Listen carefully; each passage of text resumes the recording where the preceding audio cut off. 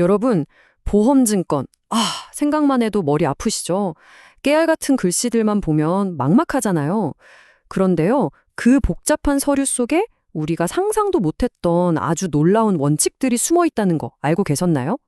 오늘 저랑 같이 그 비밀의 문을 한번 활짝 열어보겠습니다. 네, 바로 이 문장이 오늘 우리가 탐험할 세계를 딱 보여주는 것 같아요. 우리가 에이, 당연한 거 아니야? 라고 생각했던 것들이요. 사실은 정반대일 수 있다는 거죠. 자, 지금부터 여러분의 상식을 완전히 뒤엎을 그 보험의 진짜 세계로 한번 들어가 보시죠. 그래서 오늘 저희가 뭘 할 거냐면요. 특히 이 배상책임 보험이라는 것 안에 숨겨진 정말 깜짝 놀랄만한 5가지 진실을 파헤쳐 볼 겁니다. 이 5가지만 제대로 알고 나면요. 보험이라는 게 그냥 돈 내고 돈 받는 그런 단순한 게 아니었구나. 이게 우리 사회를 보이지 않는 곳에서 어떻게 움직이고 있는지 그 거대한 그림을 보게 되실 겁니다. 자, 그 5가지가 뭐냐면요. 첫 번째, 보험은 나를 위한 게 아니라 남을 위한 거다. 좀 이상하죠? 두 번째는 내가 계약서에 사인도 안 했는데 보험 혜택을 받을 수 있다는 사실. 그리고 세 번째, 사고가 언제 났는가. 이게 보기보다 엄청나게 복잡한 문제거든요. 네 번째는 더 신기해요. 손해가 커질수록 오히려 내가 낼 돈은 없어진다? 거의 마법 같죠? 그리고 마지막 5번째는 여러분은 그냥 고객이 아니라 보험사의 파트너라는 겁니다. 하나하나 정말 흥미롭겠죠? 자, 그럼 첫 번째 진실부터 바로 시작해볼까요? 보통 우리가 보험 왜 들죠? 당연히 나를 위해서, 혹시 모를 나의 사고를 대비해서 든다고 생각하잖아요. 근데요, 그게 딱 절반만 맞는 이야기라는 겁니다. 우리가 흔히 아는 다른 보험들은 내가 다치거나 내 물건이 망가졌을 때, 즉 나의 손해를 보상해주잖아요. 근데 이 배상책임 보험은요, 그 출발점부터가 완전히 달라요. 핵심은 바로 내가 다른 사람에게 끼친 피해를 해결해준다는 데 있습니다. 바로 이 지점이 정말 중요한 포인트인데요. 생각해보세요. 이건 사고를 낸 사람, 즉 가해자가 경제적으로 파탄나는 걸 막아주는 동시에 피해자 입장에서도 가해자가 돈이 있든 없든 상관없이 신속하게 보상을 받을 수 있게 해주는 거거든요. 그러니까 양쪽 모두를 보호하는 아주 중요한 사회적 장치인 셈이죠. 결론적으로 말하면 이 배상책임 보험이라는 건 사고에 얽힌 모든 사람들을 위한 우리 사회 전체 경제적 충격 흡수 장치라고 할 수 있는 거예요. 와, 정말 나 하나만을 위한 게 아니었던 거죠. 자, 그럼 두 번째 진실로 넘어가 볼까요? 여러분, 보험 혜택을 받으려면 당연히 내가 그 보험 계약서에 직접 서명을 해야 되는 거 아닐까요? 보통은 다 그렇게 생각하시죠. 그런데 정답은 놀랍게도 아니요입니다. 여기에는 정말 흥미로운 2가지 개념이 등장하는데요. 먼저 의제 피보험자라는 게 있어요. 말이 좀 어렵죠? 쉽게 말해 계약서엔 이름이 없지만 피보험자로 쳐준다 이런 뜻이에요. 예를 들어 볼게요. 어떤 제조업체가 자기네 제품에 대해 보험을 들었어요. 그럼 그 물건을 파는 소매점은 계약서에 사인을 안 했어도 나중에 그 제품 때문에 사고가 나면 같이 보호를 받는 거죠. 반면에 추가 피보험자는 좀 더 명확해요. 이건 아예 계약서에 이름을 딱 박아 넣는 거예요.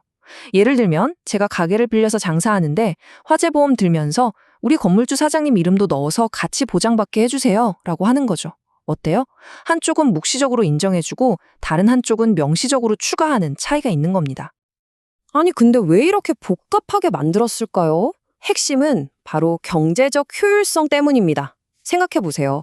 어떤 제품 하나가 만들어져서 우리 손에 오기까지 제조업체, 유통업체, 판매업체 이 모든 회사가 똑같은 위험에 대해서 각자 다 보험에 가입하면 그건 엄청난 낭비잖아요. 그걸 막는 거죠. 결국 사회 전체의 비용을 줄이고 법적인 절차도 간단하게 만드는 아주 똑똑한 장치인 셈입니다. 보험이 정말 유연한 사회적 도구라는 걸 보여주는 대목이죠. 자, 이제 세 번째 진실입니다. 사고가 언제 일어났죠? 이 질문 어떠세요? 되게 간단해 보이죠? 어제 오후 3시요? 이렇게 대답하면 될 것 같잖아요.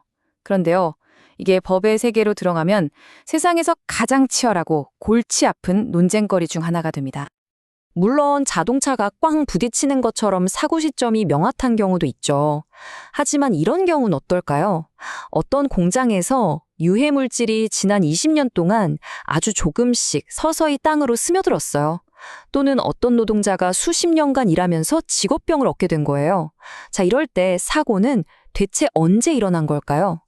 맨 처음 유해물질이 샌 날? 아니면 병이 발견된 날?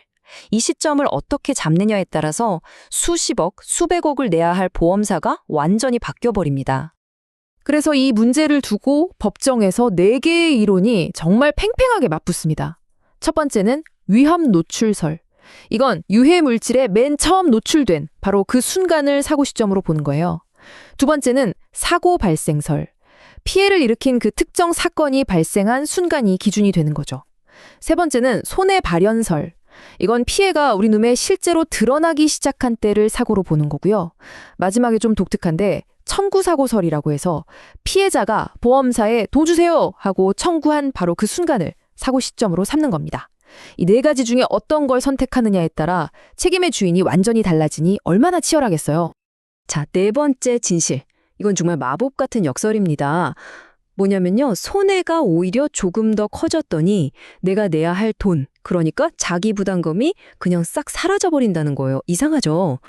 보통 우리가 아는 자기부담금은 어때요?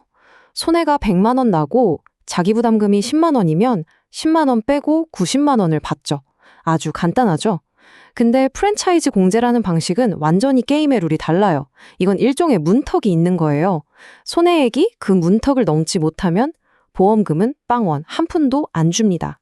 하지만 그 문턱을 단 1원이라도 넘는 순간 공제고 뭐고 없이 손해액 전체를 다 줍니다. 자, 예를 들어서 그 문턱이 100만 원이라고 한번 해볼게요. 그런데 사고가 나서 손해가 99만 원이 발생했어요. 아깝죠? 100만 원 문턱을 못 넘었잖아요. 그럼 어떻게 될까요? 네, 보시는 것처럼 보험금은 0원입니다. 99만 원 손해를 고스란히 제가 다 떠안아야 하는 거예요. 그런데 여기서 마법 같은 일이 벌어집니다. 손해액이 딱 2만 원만 더 늘어서 100만 원이 됐다고 쳐봐요. 문턱을 넘었죠. 그랬더니 와, 놀랍게도 보험사가 100만 원 전액을 다 주는 겁니다. 한번 생각해 보세요. 99만 원 손해봤을 땐 땡전 한 푼 못 받아서 내 돈 99만 원이 나갔는데 2만 원 더 손해봐서 101만 원이 되니까 오히려 보험금을 다 받아서 내 돈은 하나도 안 나가게 되는 정말 신기한 역설이죠. 아니 도대체 왜 이런 이상한 방식을 쓸까요? 여기에는 아주 영리한 논리가 숨어 있어요. 보험사 입장에선 이런 거예요. 어지간한 작은 손해는 저희 부르지 마시고 그냥 직접 처리하세요. 그 대신 진짜 감당하기 힘든 큰 손해가 터지면 그땐 저희가 묻지도 따지지도 않고 전액 다 책임져 드릴게요. 바로 이런 약속인 거죠. 아주 흥미롭죠? 자, 드디어 마지막 5번째 진실입니다. 우리는 보통 이렇게 생각하죠. 나는 매달 보험료 꾸벅꾸벅 냈으니까 내 할 일은 다 했다. 그런데요, 그게 정말 큰 착각일 수 있습니다. 보험을 무슨 음료수 자판기처럼 생각하면 안 된다는 거예요.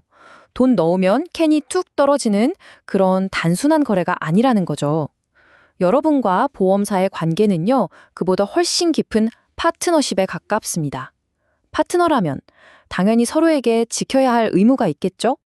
단순히 보험료를 내는 것 말고도 우리에겐 아주 중요한 의무들이 있어요. 첫째, 사고가 나면 지체 없이 바로 보험사에 알려야 합니다. 둘째, 손해가 더 커지는 걸 막기 위해 최선을 다해야 하고요. 그리고 셋째, 만약 소송까지 가게 되면 내 파트너인 보험사가 잘 싸울 수 있도록 적극적으로 협력해야만 합니다. 이런 의무들이 그냥 귀찮은 절차라고 생각하면 안 돼요. 이건 파트너 간의 신뢰에 대한 약속입니다.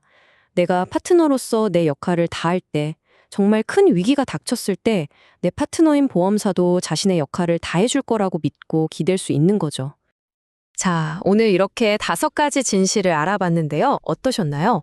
보험이라는 게 그냥 돈 문제가 아니라 우리 사회를 보이지 않는 곳에서 지탱하는 정말 정교하고 복잡한 시스템이라는 게 느껴지시죠? 아마 이제 여러분 서랍 속에서 잠자고 있는 그 두꺼운 보험증권이 조금은 다르게 보일 겁니다. 그 깨알 같은 글씨 안에 과연 나를 든든하게 지켜줄 파트너의 약속이 담겨 있을까요? 아니면 나도 모르는 어떤 위험한 함정이 숨어 있을까요? 오늘 한번 꺼내서 확인해보고 싶은 마음이 들지 않으신가요?